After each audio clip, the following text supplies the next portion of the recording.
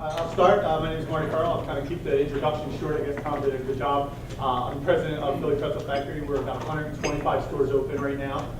We are as far south as Florida right now, all the way up to New York, and one store way out in the west in Colorado. Wasn't my decision to put it out there. It's a classic mistake, but it happens. So we have one store out there, but the majority are all East Coast-based stores. Tom said we're panel experts. Just using that word loosely here. But we have a lot of, obviously, CFOs and accounting people I heard in here, so I'm probably underqualified, and some of you should be up here talking about this topic. But I'm honored that Tom asked me to come. I appreciate it. I think it's a great topic. Unit profitability. We spend a lot of time at these franchise business networks talking about lead generation, how to get more franchisees, and really that's sort of the rat race. How do we get more people? But really, if we have unit profitability and franchisees believe in the company and the direction of the company, you're going to get more leads, right? And you're going to have more leads than you really can handle. So it's a great topic to focus on today, and I'm looking forward to having some questions and answer some questions and share my thoughts. Hi, I'm Dana Klein, and I'm here for, I guess, a dual role. For 20 years, I was the Vice President of Operations. I have the Goddard Schools, which are very big in this area, but there's 400 of them throughout the United States. When I started, there was 8 schools, and when I left in January, we just got to open our 400th school. And I left to go to the dark side, as we used to say when I was a franchisor, but I'm a franchisee now. Right, that was the opposite. I had to learn to talk differently. But I will say, when I was asked to talk about this, I can't imagine a franchisor not getting P&L statements.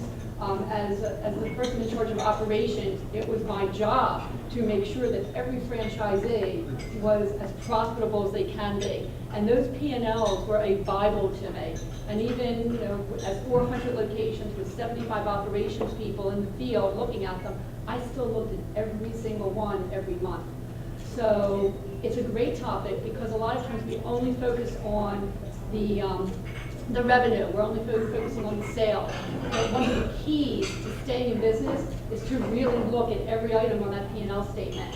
And for a bigger picture, you don't even know if you're doing well if you don't have a collective group of them, because that's how you get your best practices, by looking at them, by comparing, by being able to measure everybody, where they are, what they're doing, and how they got there. So the P&L is really the foundation of running an operation, and it's something that franchisor, franchisee should all be looking at collectively together. I'm Dave Gould. I've been in the franchise industry for over 23 years. I started in the technical marketing and the operations side of franchising, working with the franchisees and their staff, either on a technical or marketing basis.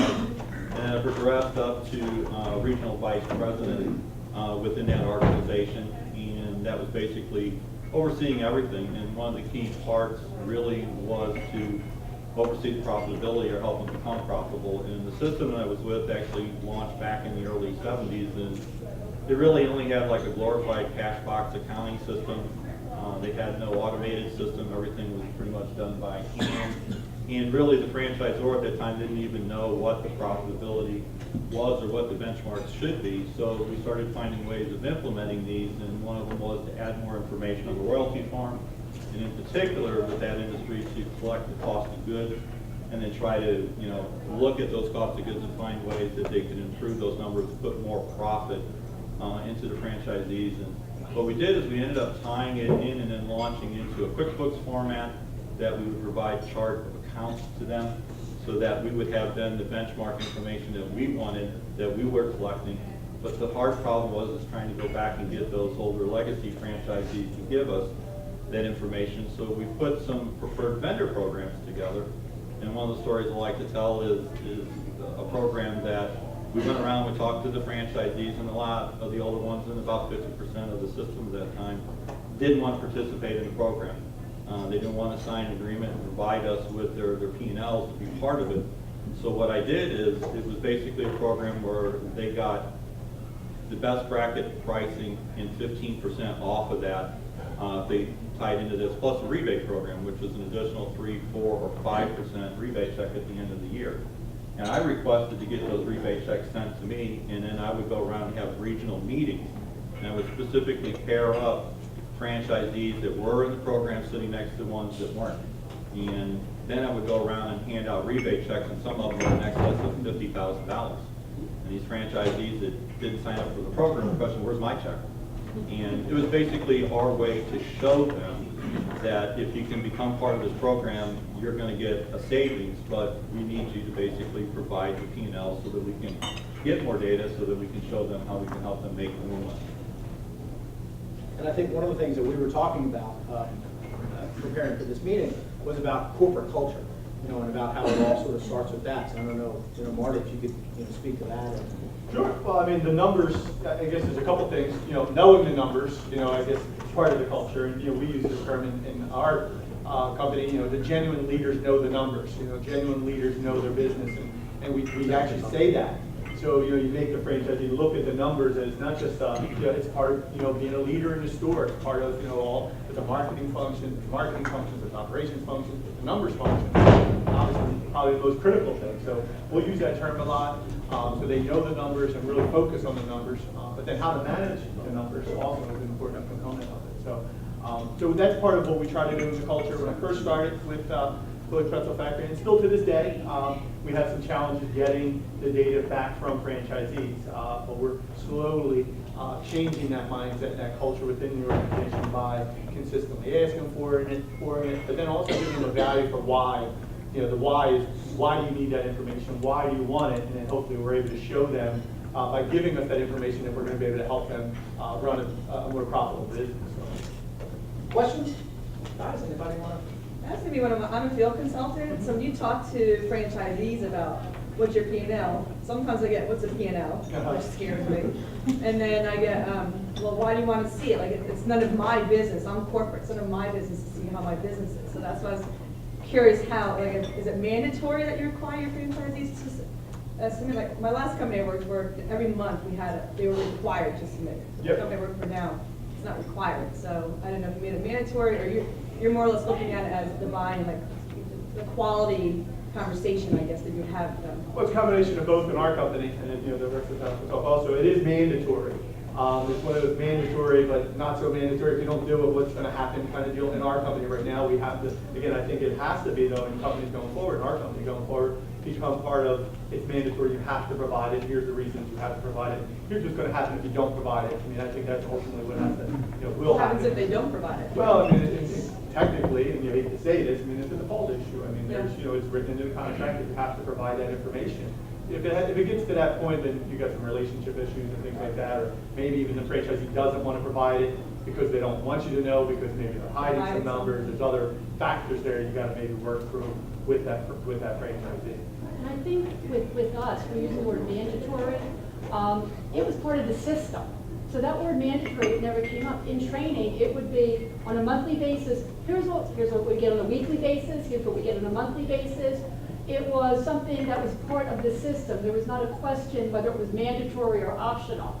So these numbers all got reported, and many of the numbers, not all of them, because some, we don't tell anybody what anybody's profit was, but we use the numbers. Here's where payroll is for the month. On this, if you have 50 children in your school, here's the average payroll. So there was always benchmarks to use, and the operations department needed to use those benchmarks. People are just reporting numbers and they never see them. And they never know, well, what does it mean? Even if you're just throwing back all the numbers at them with no reference point, it doesn't help them. They're like, well, this is no good to me, so they just stop doing it. So I think the P&L, I never used the word mandatory. It was part of our system, and they bought a system. And I think that's important. And I know many franchise companies do Discovery Day and all that. We also did decision logic phone calls, and I don't know if everybody does those, but we did recorded video, actually, that when a franchisee wanted to move forward this was with Goddard, wanted to move forward, myself and maybe one or two other people would come in. We would talk about that. Part of our system is that we do get your profit and loss on a monthly basis, and this is how we use it. So 2 years before they open, because that's how long it takes to open a Goddard school, they would know that this is the things they're going to be reporting to us. So I think if you maybe, again, it's part of the culture, but don't think about something that's mandatory, but it's something that's part of your system. because in the end, it will make them more profitable. That helps turn people around a little bit and how you're using them and why. And I know it's hard to do on a field level consultant because it needs to come up from another place. But you provided the tools for them. Like we don't, like you provided like We Excel provided, spreadsheet. We don't have that. we so provided make the it tools easier. for them. Even at the very 20 years ago, before anybody had a computer, it was a written piece of paper that they would have to send in every month with a check. I was telling But I Marty. think part of the tool you're saying, to keep it real simple, if all you do is take all the data in, aggregate it to percentages, and kick it right back out, that's more than what a lot, and that drives the culture. Right, and you know, you kick it back out, but you have to have a reason. You know, what does it mean? Just kicking it out in itself doesn't do enough. There has to be, is this good or bad? I don't know, I'm seeing this number. Oh, okay, well mine was 50, is that good or bad? I have no idea. You have to put some context to the numbers and make it that people want to know. If we used to send out these numbers a day late, franchisees would be screaming at me, where are the numbers? I want to see how I did. You know, it's a competition. And a lot of the franchisees are competitive. I am very competitive. Okay, I look at your numbers every single time. Like, oh my God, they beat me again. And everybody knows they'll come near me on a Thursday when the numbers come in. It's like tears, I'm ranting and raving.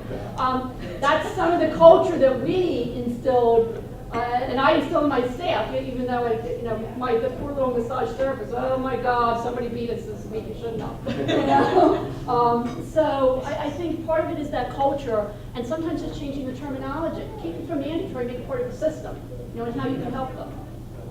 And the challenge we had when we didn't have anything in place was not only to get the franchisees to come on board and provide this, but it was also educating our support people, our regional people, and help them understand what these numbers mean, so when they're looking at them, they can actually go back and show value to the franchisees and pinpoint specific areas where they can cut some of these costs, which then enables them to have more profit in their pocket. And at the end of the day, when you can do that, even if it's just a couple percentage points, and they see that fall into their pocket, they're not going to question if they give you that information. They're going to want to give it to you.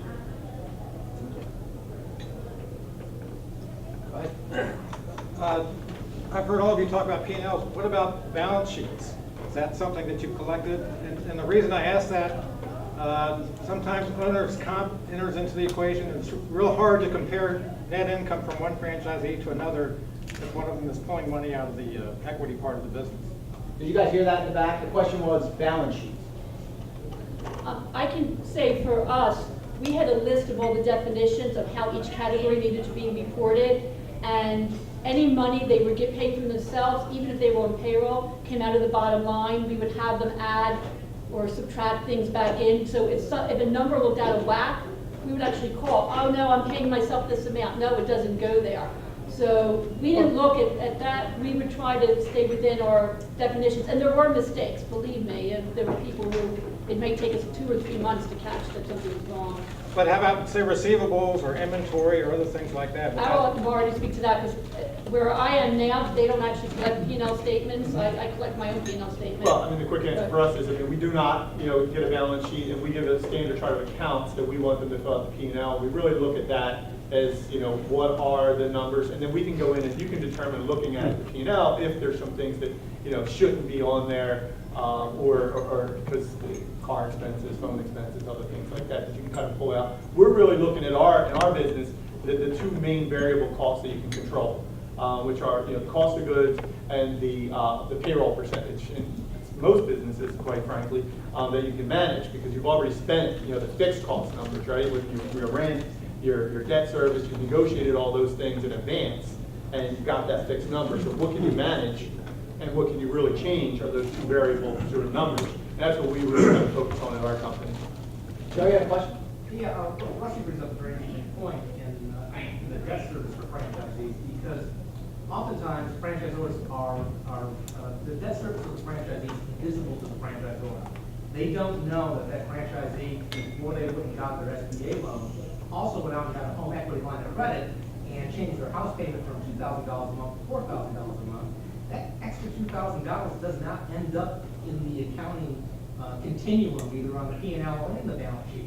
So when a franchise business consultant goes and visits with that franchisee, they don't know if they're covering their debt or not. Now, this program, I understand from you guys preparing, was really about walking before you run, but getting to the point ideally with P&L reporting and a full idea or full representation of what that franchisee's debt is really where we want to end up at the end of the day.